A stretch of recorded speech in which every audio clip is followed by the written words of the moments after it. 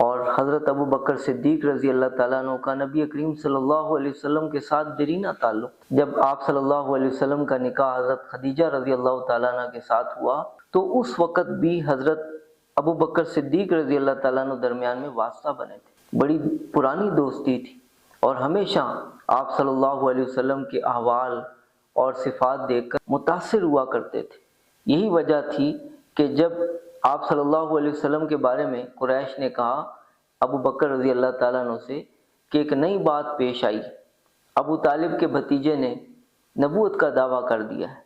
تو یہ سن کر ابو بکر صدیق رضی اللہ تعالیٰ عنہ تڑپ اٹھے اور نبی کریم صلی اللہ علیہ وسلم کی خدمت میں پہنچ کر ایمان لے آئے، کوئی دلیل نہیں مانگی۔ چنانچہ نبی کریم صلی اللہ علیہ وسلم نے بھی ارشاد فرمایا کہ سب لوگوں نے اسلام لاتے ہوئے کچھ نہ کچھ ہچکچاہٹ کا اظہار کیا،